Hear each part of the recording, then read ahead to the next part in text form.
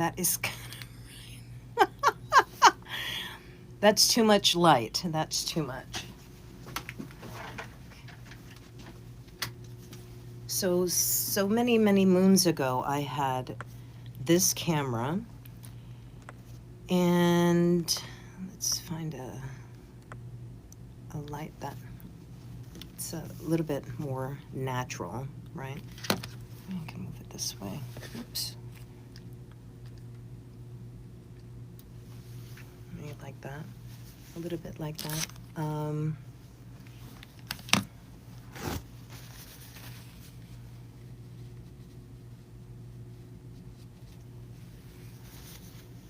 In my mind, that's better.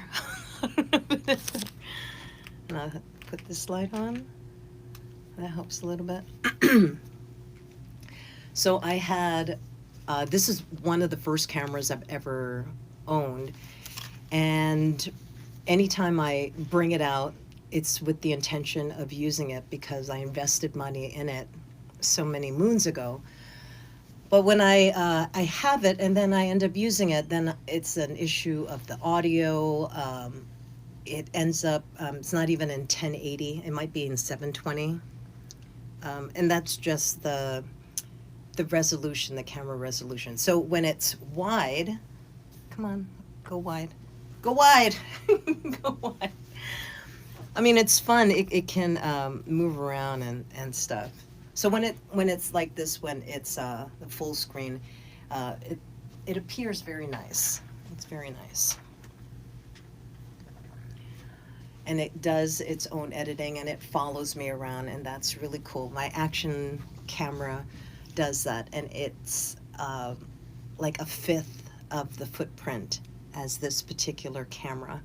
And the resolution of my action camera, because it's a 2024, I think, it's in 4K.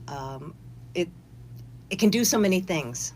But this was with me like pre-pandemic, maybe during the pandemic when I picked it up, and I was going out to the beach and just catching waves and the sky, you know, the different scenery. It's just really beautiful in just bright light conditions.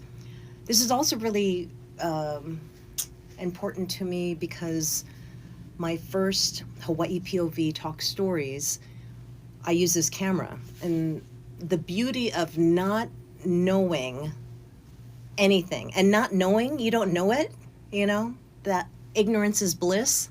I was riding on that since 2018, you know. It's just like I have no idea. I don't understand about things being overexposed, or, you know, loading it into a platform to edit and doing color correction, or even caring about that. Now it's just like, now I've kind of returned back to, I have some information and I'm really okay with it being very vibrant or too blue or just overexposed, because, you know, it's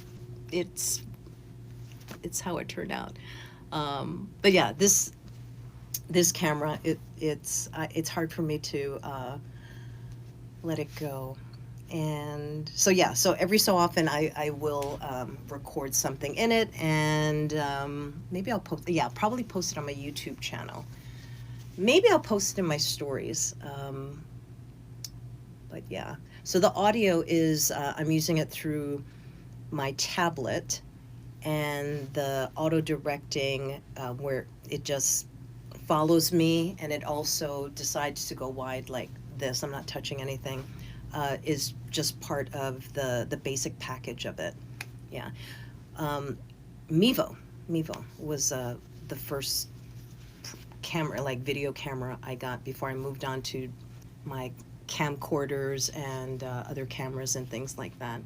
When you're on a budget and you really are hungry to learn how to do something, you know, I just went for it. And again, that's why I'll keep on coming back to this camera and trying it out, and maybe something different will happen. It'll be the same thing, but but I think this camera is 2022, or maybe they discontinued this model, and what they have now are at least 4K with interchangeable lenses. And one of the driving things for this line of camera was its ability to live stream. You didn't need any additional dongles or boards or anything. You could just have a simple mic lav, maybe, if you wanted to improve the audio, and the app that's dedicated to this camera.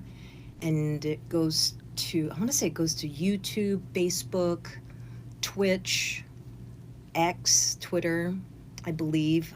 I have to look at it again, but that was the beauty of it. When I would use it to live stream, I never had enough Ethernet or Wi-Fi power. And even when I would have it with the Ethernet, I think part of the reason that it wasn't consistent. It would stall, it would pixelate and all that kind of stuff, was wherever I was at that time. It just wasn't built for that. And then time went by, they improved the mechanisms behind their camera. And this is why this particular one is discontinued.